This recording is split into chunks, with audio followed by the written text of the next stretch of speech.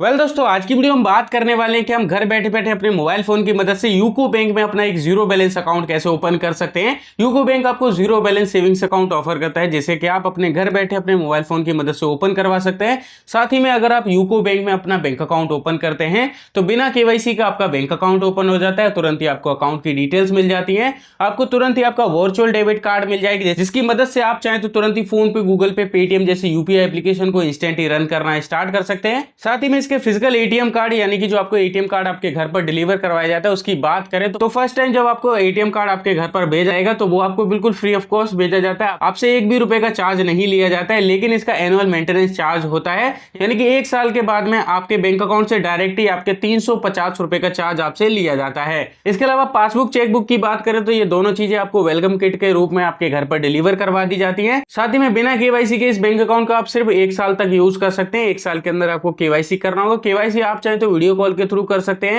चाहे तो आप ब्रांच जाकर भी केवाईसी कर सकते हैं। यूको बैंक में आपको अपना बैंक अकाउंट कैसे ओपन करना है उसका लाइव कंप्लीट प्रोसेस बताया, तो चलिए वीडियो को स्टार्ट करते हैं और फटाफट से जान लेते हैं। यूको बैंक में अकाउंट खोलने के लिए आपको यूको पे एप्लीकेशन को प्ले स्टोर से डाउनलोड करना होगा। इसका लिंक आपको वीडियो के डिस्क्रिप्शन में मिलेगा। डाउनलोड करने के बाद आप इसे ओपन करेंगे। आपसे आपके लोकेशन की परमिशन मांगेगा, तो व्हाइल यूजिंग द ऐप पर क्लिक करेंगे। आपके सामने यूको बैंक की टर्म्स कंडीशन आएंगी, आपको आई एग्री पर क्लिक करना है। अब आपका अकाउंट ओपनिंग का जर्नी यहाँ से स्टार्ट हो जाता है। सबसे पहले आपसे मोबाइल नंबर मांगा जाएगा, तो आधार कार्ड से लिंक मोबाइल नंबर आप यहाँ पर डालेंगे। इसके बाद सबमिट पर क्लिक करेंगे।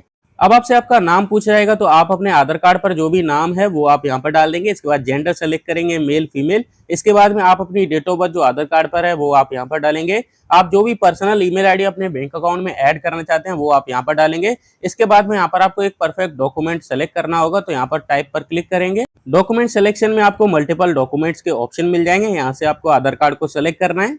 जो भी आप डॉक्यूमेंट सेलेक्ट करते हैं उसका नंबर आप यहाँ पर डालेंगे। जैसे कि हमने आधार कार्ड सेलेक्ट किया है, तो आधार कार्ड नंबर एंटर करने के बाद में आपको इस बॉक्स पर क्लिक करना है और आपको प्रोसीड पर क्लिक करना है।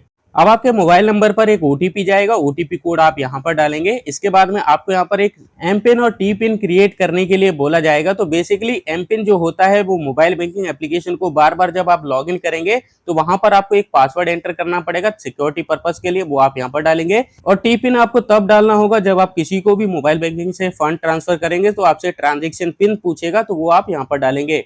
सबसे पहले एम पिन क्रिएट करना होगा, तो कोई भी 4 डिजिट के पासवर्ड आप यहाँ पर डालेंगे। उसे कंफर्म करने के लिए सेम टू सेम दोबारा डालेंगे। टी पिन आपका एम पिन से अलग होना चाहिए, तो कोई भी 4 डिजिट के टी पिन आप यहाँ पर क्रिएट करेंगे। उसके बाद दोबारा कंफर्म वाले ऑप्शन में दोबारा से फिल कर देंगे। इसके बाद आपको दोनों पासवर्ड को सिक्योर करने के लिए यहाँ पर सिक्योरिटी क्वेश्चन पूछा जाएगा, तो इस पर क्लिक करेंगे। यहाँ पर आपको मल्टीपल सिक्योरिटी क्वेश्चन देखने के लिए मिल जाएंगे। जैसे कि हम मदर बर्थडे को सेलेक्ट करेंगे। यहाँ पर आपको क्वेश्चन सेलेक्ट करने के बाद में आंसर वाले ऑप्शन में चाहें तो आप अपने मदर का डेट ऑफ बर्थ डाल सकते हैं या फिर उनकी सिटी का नाम भी डाल सकते हैं जहां पर उन्होंने जन्म लिया था। इसके बाद आप प्रोसीड पर क्लिक करेंगे। पासवर्ड क्रिएट करने के बाद में जो आपने एम पिन क्रिएट किया था वो एम पिन आप यहाँ पर डालेंगे और लॉगिन पर क्लिक करेंगे। अब आप मोबाइल बैंकिंग एप्लीकेशन में लॉगिन हो जाएंगे। यहाँ पर आपको वॉलेट का बैलेंस 0 देखने के लिए मिल जाएगा। अब आपको अपना बैंक अकाउंट खोलने के लिए नीचे आपको ओपनिंग इंस्टेंट अकाउंट का ऑप्शन मिल जाएगा। क्लिक हेयर वाले ऑप्शन पर क्लिक करेंगे। अब आपने जो भी डिटेल्स फिल करी थी, जैसे कि नाम, आपका मोबाइल नंबर, आपका ईमेल आईडी, ये वो देखने के लिए मिल जाएगा। अब आपको डायरेक्ट ही नेक्स्ट पर क्लिक करना है। अब आपको अपना आधार कार्ड वेरीफाई करना होगा, तो आधार कार्ड नंबर आप इस वाले कॉलम में फिल करेंगे और नेक्स्ट पर क्लिक करेंगे। आपके आधार कार्ड से लिंक मोबाइल नंबर पर आधार कार्ड को वेरीफाई करने के लिए ओटीपी जाएगा। ओटीपी आप यहाँ पर डाल करके नेक्स्ट पर क्लिक करेंगे। आपके आधार कार्ड की सभी डिटेल्स यहाँ पर वेरीफाई हो जाती हैं। आपको फोटोग्राफ, नाम, mobile number, date of birth, आपका एड्रेस, ये सारी चीजें आपको यहाँ देखने के लिए मिल जाएंगी। अब आपको नीचे कंटिन्यू वाले ऑप्शन पर क्लिक करना है। अब आपको अपना पैन कार्ड वेरीफाई करना होगा, तो पैन कार्ड नंबर आप इस वाले कॉलम में फिल करके नेक्स्ट पर क्लिक कर देंगे।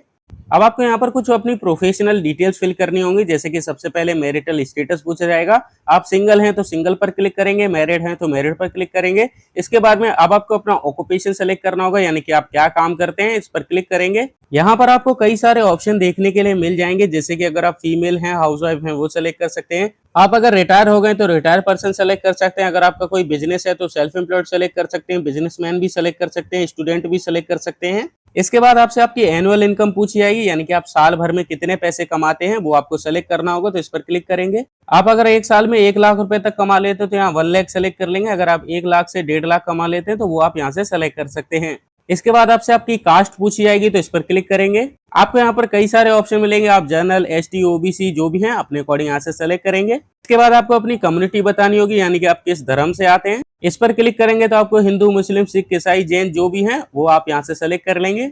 सभी डिटेल्स को सही से फिल करने के बाद में आपको नीचे नेक्स्ट पर क्लिक करना है। अब आपको अपने बैंक अकाउंट में नॉमिनी ऐड करने के लिए बोला जाएगा, तो नॉमिनी वह होता है अगर आपको कुछ भी हो जाता है तो नॉमिनी आपके बैंक अकाउंट से बचा हुआ अमाउंट विड्रॉल कर सकता है। नॉमिनी ऐड करने के लिए सबसे पहले नॉमिनी का नाम डालेंगे, नॉमिनी की डेट ऑफ बर्थ आप यहाँ पर डालेंगे, रिलेशन में आप बताएंगे आप किसको नॉमिनी बना रहे हैं, जैसे फादर, मदर, ब्रदर, सिस्टर, जिसको भी नॉमिनी बनाना चाहते हैं उसका रिलेशन सेलेक्ट कर लेंगे। इसके बाद में आपसे यहाँ ब्रांच कोड पूछा जाएगा, तो आपको इस पर क्लिक करना है। अब जो आपके आधार कार्ड पर एड्रेस मौजूद होगा उसके हिसाब से आपको यहाँ पर कई सारे ब्रांच देखने के लिए मिल जाएंगे। आपको जिस भी ब्रांच में अकाउंट खोलना है उसे आप यहाँ से सेलेक्ट करेंगे। ब्रांच कोड आपका यहाँ पर फिल हो जाएगा, ब्रांच का जो एड्रेस है वो आपको यहाँ पर शो कर दिया जाता है। आप इसी एड्रेस पर अगर आपको कोई भी काम पड़ता है तो जा सकते हैं। इसके बाद आप सबमिट पर क्लिक करेंगे। सबमिट पर क्लिक करने के बाद में जो आपका बैंक अकाउंट है वो इंस्टेंटली ओपन हो जाता है। अकाउंट की डिटेल्स में आपको कस्टमर आईडी, अकाउंट नंबर, आपका जो ब्रांच का IFSC कोड है, ये सभी डिटेल्स आपको यहाँ पर शो कर दी जाती हैं। इसके अलावा नीचे आपको बताया जाता है कि ये अकाउंट आपका बिना KYC के ओपन हुआ है, तो इस अकाउंट से आप सिर्फ 1 लाख रुपए तक की 1 साल में ट्रांजेक्शन कर सकते हैं। और डिपॉजिट की बात करें तो आप इस बैंक अकाउंट में सिर्फ 2 लाख रुपए ही रख सकते हैं। KYC करने के लिए आपको मोबाइल बैंकिंग एप्लीकेशन में KYC का ऑप्शन मिल जाता है। इसके अलावा फिनिश वाले ऑप्शन पर आप क्लिक कर देंगे। अब आप अपने मोबाइल बैंकिंग एप्लीकेशन में लॉगिन कर पाएंगे और वहां से आप फंड ट्रांसफर करना स्टार्ट कर पाएंगे। आई होप आप समझ गए होंगे कि आपको अपना बैंक अकाउंट कैसे ओपन करना है। मिलते हैं एक और नई वीडियो में नए टॉपिक के साथ। आज के लिए धन्यवाद।